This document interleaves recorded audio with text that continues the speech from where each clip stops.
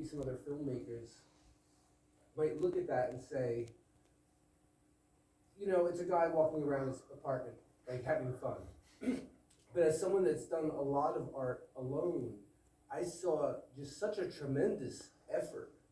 And what was like getting yourself in the head to like do that? For me, when I want to do something, I've got to really like work myself up to that, to be like, I'm gonna put on this freaking costume again. I'm gonna do these things. I mean, you had the big sets, you had to do all this stuff. Was it something easy for you? Was it something you were just locked and loaded to do? It was something I committed to, and I committed to myself that I would do. You become like the slave of your ideas to an extent. Yeah, and like years ago, I thought once I start a project, I'm going to finish a project. That was season 2 you saw. She's right. In season 1, we find out she's a jewel thief, and they're wealthy guys, and she steals the necklace from a place under their bed. So that's what the thing is about. But yeah, it's about following through. But even just pulling that trigger, I can walk around with an idea in my head for months sometimes before I finally say like, okay, like it's time to do this. It's time to start assembling the crap that I need for the props and the things and the whatever. But it seems like you're just like kind of cool with just going for it. Yeah, I mean, usually I shot on weekends, and a lot of times I didn't want to do it. I mean, I loved playing the characters. She was really hard to get into it. I always thought it would, be really quick to get into the drag, but it always took so much longer. It was already 4 o'clock in the afternoon, and I hadn't even started shooting because it took so long to get her together. And I was the cast and the crew, and so and I think that was hard. That makes me in situations like that. That's usually music when I'm working alone, but I feel like I start rushing. Like, do you feel like something that like, do I really? Oh, that take was fine. Instead of like going back and looking at it and like really kind of taking your time to like. No, at some point, I'm just like, just get it done. I just want it done. I'm going to finish by 10.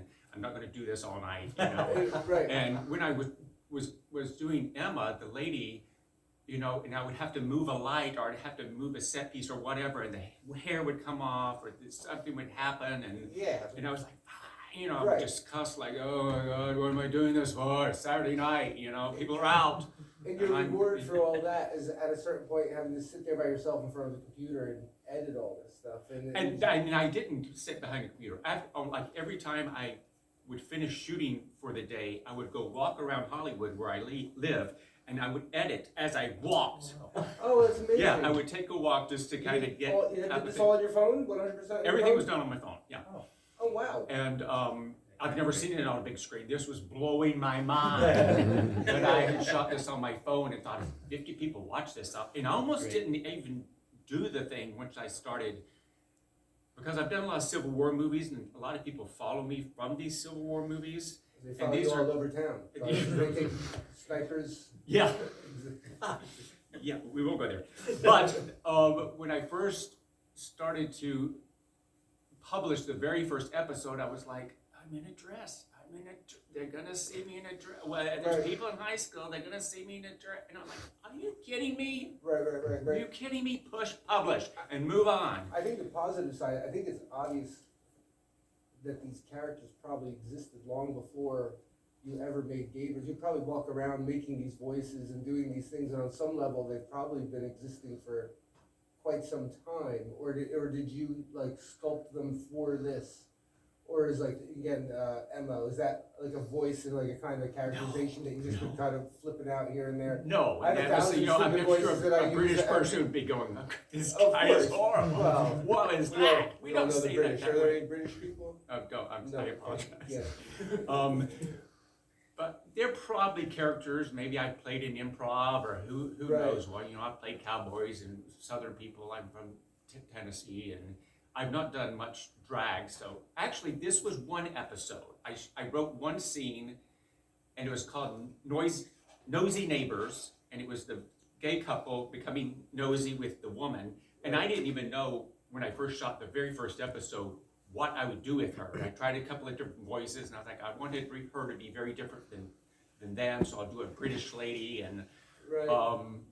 So that's where even the voice came from. And then a couple of friends saw the episode and they're like, you should do more of these. I'm like, should I? And they're like, yeah. And I was like, well, I can't call the thing Nosy Neighbors. Right. And then I came up with Gaybors, and because they're gay neighbors, Well, makes sense. It totally makes sense. To be honest with you, doing the film festival thing on Instagram, at first I saw the word, it didn't make sense to me. Like, and then when I saw the trailer, I was like, like at first I thought it was just some word I didn't recognize, or like a name or something like that. A friend asked me, she's like, are you doing something with the Gaybors? I'm like, what? Yes, She said, the Gaybors. I'm like, the Gaybors? Where'd you get that? And I'm like, no, it's Gaybors. I'm not doing Don't you get it? the Gaybors. But I might.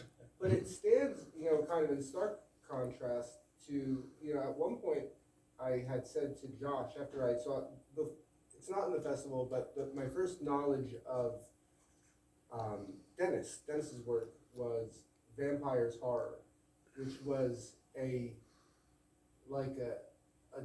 2-hour solid rock opera with choreography and like 400,000 people.